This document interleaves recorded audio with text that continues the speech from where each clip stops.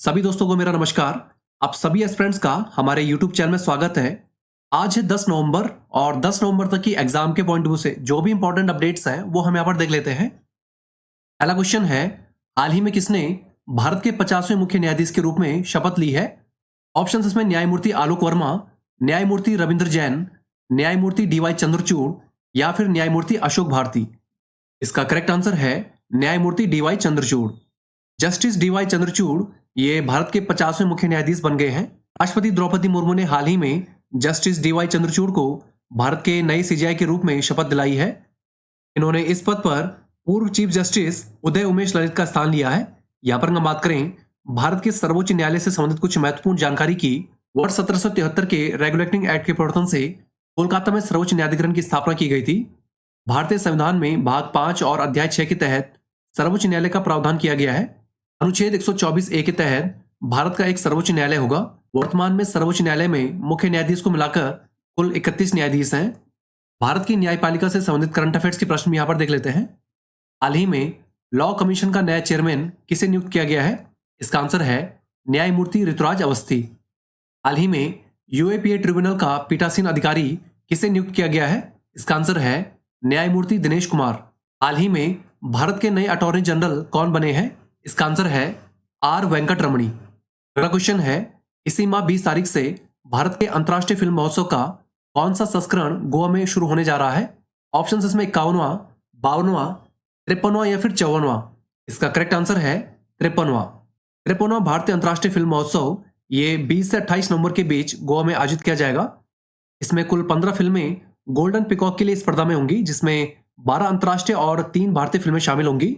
यहाँ पर हम बात करें विश्व भर में होने वाले कुछ प्रमुख फिल्म महोत्सवों की। भारतीय अंतर्राष्ट्रीय फिल्म महोत्सव इसकी शुरुआत 1952 में हुई थी।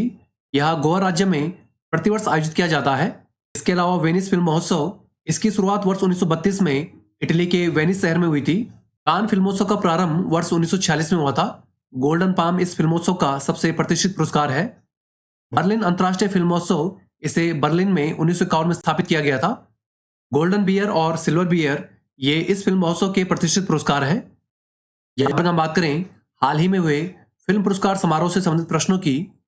हाल ही में किस भारतीय शहर ने बांग्लादेशी फिल्म महोत्सव के चौथे संस्करण की मेजबानी की है? इसका आंसर है कोलकाता। हाल ही में 52वां दादा साहेब फाल्के पुरस्कार ये किसे प्रदान किया गया है? इसका आंसर है आशा पारेख। दक्षिण भारतीय अंतर्राष्ट्रीय फिल्म पुरस्कार 2022 ये कहां पर आयोजित हुए हैं? इसका आंसर है बेंगलुरु, कर्नाटक।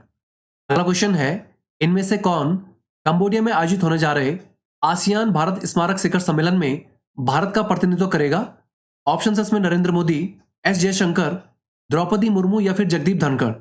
इसका करेक्ट आंसर है जगदीप धनखड़। उपराष्ट्रपति जगदीप धनखड़ आसियान भारत स्मारक शिखर सम्मेलन और 17वें पूर्वी एशिया शिखर सम्मेलन में भारत का प्रतिनिधित्व करेंगे। इस सम्मेलन में भाग लेने के लिए विदेश मंत्री S जयशंकर भी उपराष्ट्रपति के साथ कंबोडिया के दौरे पर रहेंगे। यहाँ पर हम बात करें आसियान की, यह एशिया प्रशांत क्षेत्र में शांति बनाए रखने हेतु दक्षिण पूर्व एशियाई देशों का एक क्षेत्रीय संगठन है। आसियान के संस्थापक देशों में इंडोनेशिया, मलेशिया, फिलीपींस, सिंगापुर और थाईलैंड है। यह संगठन 8 अगस्त 1967 को स्थापित हुआ था, इसलिए हर साल 8 अगस्त को आसियान दिवस के रूप में मनाया जाता है। आसियान का मुख्यालय जकार्ता, इंडोनेशिया में स्थित है। हाल ही में हुए प्रमुख सम्मेलनों से संबंधित प्रश्न यहाँ पर देख लेते हैं। 12वां विश्व हिंदी सम्मेलन ये कहां पर आयोजित किया जाएगा?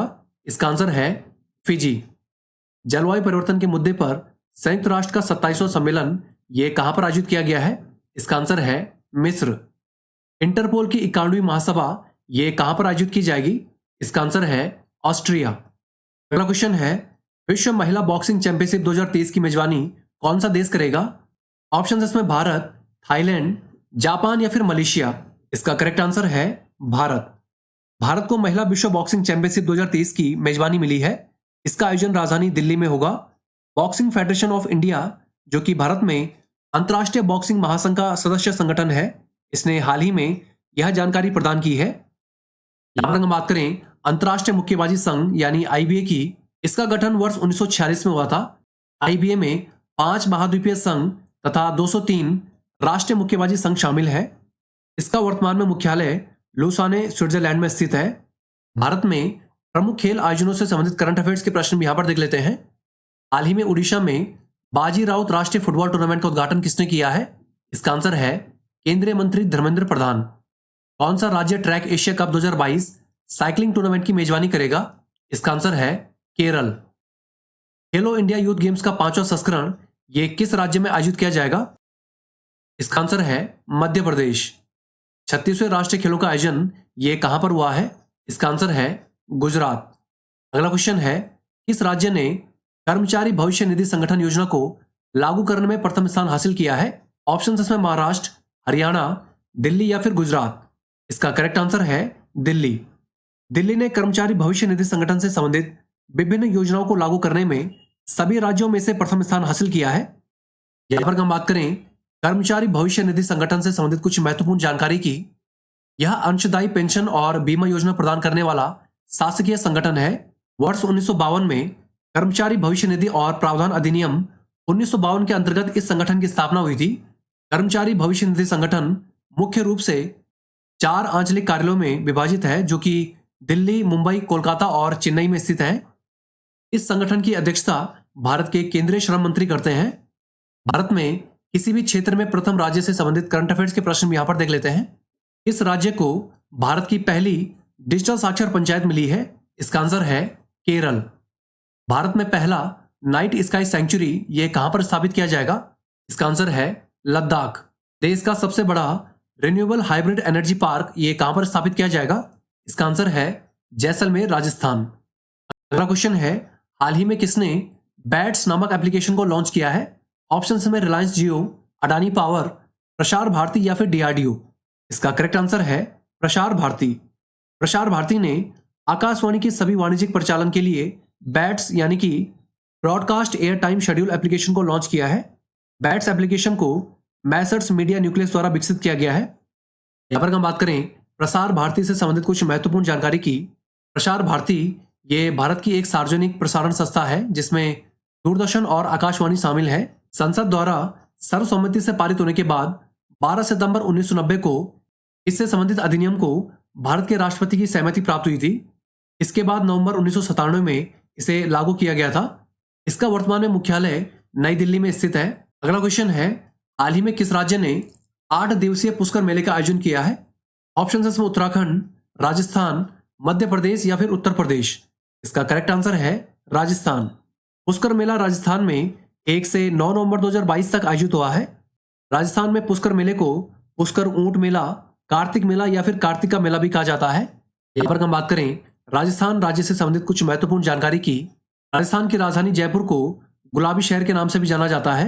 लूनी नदी राजस्थान में बहने वाली भारत की एकमात्र लवणीय नदी है। घूमर नृत्य ये राजस्थान का सबसे लोकप्रिय नृत्य है। भारत का सबसे बड़ा थार मरुस्थल ये राजस्थान राज्य में स्थित है। माउंट आबू ये राजस्थान का एकमात्र हिल स्टेशन है। अगला क्वेश्चन है, किस संस्था ने हाल ही में एडेप्शन गैप रिपोर्ट 2022 लॉन्च की है? ऑप्शन इसमें संयुक्त राष्ट्र विकास कार्यक्रम, संयुक्त राष्ट्र पर्यावरण कार्यक्रम, wild life trust of India या फिर भारतीय सर्वेक्षण विभाग। इसका करेक्ट आंसर है संयुक्त राष्ट्र पर्यावरण कार्यक्रम। हाल ही में संयुक्त राष्ट्र पर्यावरण कार्यक्रम द्वारा जारी प्रोडक्शन गैप रिपोर्ट के अनुसार जलवायु संकट से निपटने के लिए कार्बन उत्सर्जन में कटौती की तत्काल आवश्यकता के बावजूद दुनिया की जो सरकारें हैं ये जीवाश्म ईंधन निर्भरता को दोगुनी कर रही हैं। यहां पर हम बात करें संयुक्त राष्ट्र पर्यावरण कार्यक्रम की। यह जो संस्था है ये संयुक्त राष्ट्र के पर्यावरण संबंधी गतिविधियों का नियंत्रण करती है। इसकी स्थापना 5 जून 1972 को हुई थी। इसका वर्तमान में मुख्यालय नैरोबी, केन्या में स्थित है। वर्तमान में इसके 193 सदस्य देश हैं। अगला क्वेश्चन है, इनोवेशन फॉर यू इस पुस्तक का 4था संस्करण हाल ही में किसने लॉन्च किया है? ऑप्शन इसमें शिक्षा मंत्रालय, वित्त मंत्रालय, नीति आयोग या फिर सेबी। इसका करेक्ट आंसर है नीति आयोग। नीति आयोग के अटल इनोवेशन मिशन ने इनोवेशन फॉर यू नाम से एक डिजी बुक लॉन्च की है। इस डिजी बुक में मुख्य रूप से हेल्थ केयर क्षेत्र पर जोर दिया गया है। यहां पर हम बात करें नीति आयोग से संबंधित कुछ महत्वपूर्ण जानकारी की। नीति आयोग का गठन 1 जनवरी 2015 को हुआ था। इसका मुख्यालय नई दिल्ली में स्थित है। नीति आयोग के अध्यक्ष प्रधानमंत्री होते हैं, जबकि इसके उपाध्यक्ष प्रधानमंत्री द्वारा नियुक्त किए जाते हैं। वर्तमान में इसके उपाध्यक्ष डॉक्टर सुमन बेरी हैं, जबकि वर्तमान में नीति आयोग के सीईओ परमेश्वरन अय्यर है। यहां पर हम बात करें महत्वपूर्ण दिवस की। आज है 10 नवंबर और 10 नवंबर को शांति और विकास के लिए विश्व विज्ञान दिवस के रूप में मनाया जाता है। समाज में विज्ञान के महत्व को पहचान दिलाने के लिए प्रत्येक वर्ष 10 नवंबर को विश्व विज्ञान दिवस के रूप में मनाया जाता है। यहाँ पर हम बात करें अंतिम 5 महत्वपूर्ण दिवस की, 9 नवंबर को राष्ट्रीय विधिक सेवा दिवस और उत्तराखंड स्थापना दिवस के रूप में मनाया जाता है। इसके अलावा 8 नवंबर को विश्व रेडियोग्राफी दिवस, 7 नवंबर को राष्ट्रीय कैंसर जागरूकता दिवस और शिशु संरक्षण दिवस, 5 नवंबर को विश्व सुनामी जागरूकता दिवस और 2 नवंबर को ऑल सोल्स डे के रूप में मनाया जाता है। अब पिछले क्वेश्चनों का रिवीजन के साथ साथ कुछ इंपॉर्टेंट वन लाइनर्स भी यहाँ पर देख लेते हैं। न्यायमूर्ति DY चंद्रचूड़ ने भारत के 50वें मुख्य न्यायाधीश के रूप में शपथ ली है। हाल ही में DRDO ने भारतीय नौसेना के सोनार सिस्टम के लिए परीक्षण और मूल्यांकन की स्पेस सुविधा शुरू की है। भारत के अंतर्राष्ट्रीय फिल्म महोत्सव का 53वां संस्करण ये गोवा में 20 नवंबर से शुरू होने जा रहा है। यूक्रेन युद्ध के बीच नीदरलैंड भारत के पेट्रोलियम पदार्थों का सबसे बड़ा खरीदार बना है। उपराष्ट्रपति जगदीप धनखड़ कंबोडिया में आयोजित होने जा रहे आसियान भारत स्मारक शिखर सम्मेलन में भारत का प्रतिनिधित्व करेंगे। भारत वर्ष 2023 में विश्व महिला बॉक्सिंग चैंपियनशिप की मेजबानी करेगा। वेस्टइंडीज के खिलाड़ी शिवनारायण चंद्रपोल को हाल ही में ICC हॉल ऑफ फेम में जगह दी गई है। राजस्थान में हाल ही में 8 दिवसीय पुष्कर मेले का आयोजन हुआ है। सॉलिसिटर जनरल तुषार मेहता 10 नवंबर से शुरू होने जा रहे संयुक्त राष्ट्र मानवाधिकार परिषद की 4थी समीक्षा बैठक में भारत का प्रतिनिधित्व करेंगे। दिल्ली ने कर्मचारी भविष्य निधि संगठन योजना को लागू करने में प्रथम स्थान हासिल किया है। चेन्नई अंतर्राष्ट्रीय क्वीर फिल्म फेस्टिवल का 10वां संस्करण ये 11 नवंबर से चेन्नई में शुरू होगा। संयुक्त राष्ट्र पर्यावरण कार्यक्रम ने हाल ही में एडेप्शन गैप रिपोर्ट 2022 जारी की है। एशियाई विकास बैंक ने महाराष्ट्र में सड़क नेटवर्क को मजबूत करने के लिए $350 मिलियन का ऋण प्रदान करने की घोषणा की है। नीति आयोग ने हाल ही में इनोवेशन फॉर यू पुस्तक का 4था संस्करण लॉन्च किया है। तो दोस्तों आज के लिए इतना ही। चैनल के साथ जुड़े रहें, चैनल को लाइक सब्सक्राइब करें और अपने दोस्तों के साथ शेयर भी करें। Thank you all, best of luck. मिलते हैं आपको अगली वीडियो के साथ।